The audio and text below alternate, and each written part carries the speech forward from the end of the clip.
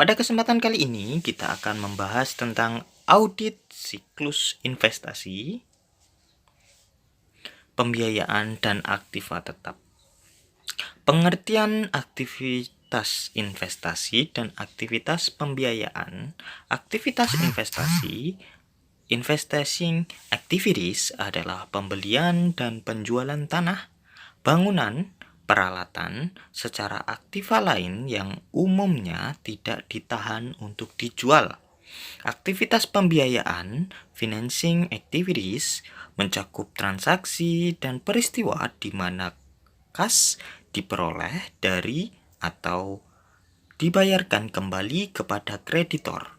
Pembiayaan dengan hutang atau pemilik, pembiayaan dengan ekuitas. Tujuan audit. Kategori asersi, keberadaan atau tujuan keterjadian, tujuan audit atas kelompok transaksi, akuisisi yang tercatat dari transaksi aktiva tetap, pelepasan aktiva tetap, reparasi serta pemeliharaan merupakan transaksi yang terjadi selama tahun berjalan. Tujuan audit atas saldo akun. Aktivitas tetap yang tercatat merupakan aktiva produktif yang digunakan pada tanggal neraca. Kategori asersi kelengkapan. Tujuan audit atas kelompok transaksinya, semua transaksi akuisisi, aktiva tetap dan pelepasan aktiva tetap serta reparasi dan pemeliharaan yang terjadi selama periode berjalan telah dicatat. Tujuan audit atas saldo akunnya, saldo aktiva tetap mencakup pengaruh semua transaksi selama periode berjalan. Kategori asersi hak dan kewajiban. Tujuan audit atas saldo akunnya, entitas itu memiliki atau mendapatkan hak atas semua aktiva tetap yang dicatat pada tanggal neraca. Kategori asersi penilaian atau alokasi. Tujuan audit atas kelompok transaksinya, transaksi untuk beban penyusunan dan penurunan nilai aktiva tetap telah dinilai dengan tepat. Tujuan audit atas saldo akunnya, aktiva tetap dicatat pada harga pokok dikurangi akumulasi penyusutan dan diturunkan nilainya sebesar penurunan sebesar nilai yang material. Kategori asersi penyajian dan pengungkapan. Tujuan audit atas kelompok transaksinya, transaksi penyusutan, reparasi, dan pemeliharaan serta list operasi telah diidentifikasi dengan benar dan diklarifikasikan dalam pelaporan keuangan. Tujuan audit atas saldo akunnya, aktiva tetap dan list modal telah diidentifikasi dalam laporan keuangan. Pengungkapan yang berkaitan dengan harga pokok, nilai buku, metode penyusutan, dan umur manfaat dari kelas utama aktiva tetap. Penggadaian aktiva tetap sebagai anggunan dan syarat-syarat utama dari kontrak list modal sudah memadai. Pertimbangan perencanaan audit materialitas. Pertimbangan utama dalam mengevaluasi alokasi materialitas ini adalah penentuan besarnya salah saji yang akan mempengaruhi keputusan seseorang pemakaian laporan keuangan yang layak.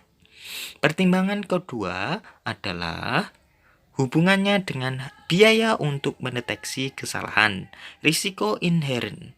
Risiko inheren yang berkaitan dengan asersi eksistensi atau keberadaan seringkali rendah karena aktiva tetap tidak mudah dicuri. Risiko inheren akan keberadaan dapat meningkat sampai ke tingkat sedang atau tinggi karena potensi bahwa aktiva dibesituakan atau tidak digunakan lagi, mungkin tidak dihapuskan. Risiko prosedur analitis. Prosedur analitis bersifat efektif dari segi biaya dan hal itu dapat membantu auditor dalam mengevaluasi kelayakan laporan keuangan. Aktiva tetap secara relatif harus stabil dan akibatnya prosedur analitis dapat memberikan keyakinan tentang kewajaran penyajian laporan keuangan. Risiko pengendalian. Akibatnya, risiko pengendalian mungkin rendah untuk asersi keberadaan atau keterjadian. Pengendalian yang berkaitan dengan asersi penilaian mencakup pengendalian atas estimasi akuntansi menyangkut beban penyusutan.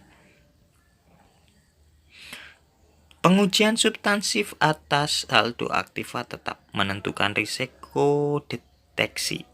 Pengujian substansif yang dilakukan oleh auditor akan jauh lebih ekstensif dalam audit pertama atas seseorang klien dibandingkan dengan penugasan yang berulang. Dalam audit pertama harus diperoleh bukti tentang ketepatan saldo awal akun dan kepemilikan aktiva bersangkutan. Seringkali resiko terbesar yang berkaitan dengan penugasan pertama meliputi informasi audit tentang saldo-saldo awal yang mungkin memerlukan transaksi audit yang banyak terjadi dalam tahun-tahun sebelumnya. Merancang pengujian substansif prosedur awal, prosedur analitis yang kita gunakan, pengujian rincian transaksi, memvouching penambahan aktiva tetap, memvouching pelepasan aktiva tetap, memvouching pelepasan aktiva tetap. Pengujian rincian saldo, menginspeksi aktiva tetap, memeriksa dokumen dan kontrak hak kewajiban.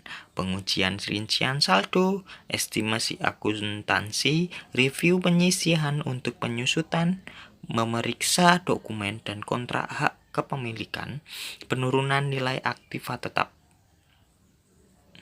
Perbandingan penyajian laporan keuangan GAAP. Persyaratan penyajian laporan aktiva tetap dalam keuangan bersifat ekstensif.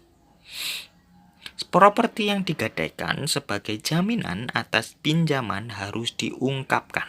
Kelayakan pengungkapan klien yang berkaitan dengan aktiva menurut list dapat ditentukan dengan melihat kembali ke pengumuman akuntansi otoritatif dan penyajian list yang berkaitan. Siklus pembiayaan financing cycling mencakup dua kelompok transaksi utama sebagai berikut. Pertama, transaksi utang jangka panjang mencakup peminjaman dari obligasi, hipotek, wesel, dan utang, serta pembayaran pokok dan bunga yang berkaitan. Transaksi ekuitas pemegang saham mencakup penerbitan dan penarikan saham preferred serta saham biasa, transaksi saham treasury atau treasury stock, dan pembayaran dividen. Tujuan audit. Pertimbangan merencanakan audit materialities. Ekuitas memegang saham jelas merupakan komponen neraca yang material. Pengaruh transaksi siklus pembiayaan terhadap laporan laba rugi juga sangat bervariasi dalam hal signifikasi serta juga pengaruh dividen terhadap laba ditahan. Risiko inherent, risiko salah saji dalam melaksanakan dan mencatat transaksi siklus pembiayaan biasanya rendah. Dalam banyak perusahaan, transaksi ini tidak sering terjadi kecuali untuk pembayaran dividen dan bunga yang sering ditangani oleh agen-agen luar. Risiko prosedur analitis. Prosedur analitis ini memberikan indikator tentang kebutuhan entitas akan pembiayaan, kemampuannya untuk melunasi hutang, dan kelayakan biaya bunga, termasuk baik beban bunga maupun bunga yang dikapitalisasi. Risiko pengendalian aplikabilitas komponen pengendalian internal untuk transaksi dan saldo siklus pembiayaan berupa dalam banyak hal dengan yang telah diuraikan sebelumnya untuk siklus investasi. Pengujian substansif atas saldo hutang jangka panjang atau saldo ekuitas pemegang saham. Transaksi hutang jangka panjang ini jarang menimbulkan pisah batas akhir tahun. Jadi, pengujian substansif atas saldo hutang jangka panjang dapat dilaksanakan baik sebelum maupun sesudah tanggal neraca. 1. Menentukan risiko deteksi. 2. Merancang pengujian substansif. 3. Prosedur awal. 4. Prosedur analitis. 5. Pengujian rincian transaksi. 6. Pengujian rincian saldo. 7. Perbandingan penyajian laporan GAAP. Jasa bernilai tambah dalam siklus investasi dan pembiayaan. Setelah menyelesaikan audit atas aktivitas investasi, auditor dapat mengevaluasi investasi entitas dibandingkan dengan perusahaan lain dalam industri yang sama. Auditor juga dapat memberikan 2 jasa bernilai tambah yang penting. Pertama, auditor dapat mengevaluasi seberapa efektif entitas telah memanfaatkan aktivanya untuk menghasilkan penjualan, laba, dan arus kas, serta mencapai tujuan entitas itu. Kedua auditor kemudian dapat memberikan jasa independen dengan mengevaluasi aktiva investasi yang direncanakannya dapat menjadi pendukung yang penting untuk mencapai sasaran. Terima kasih.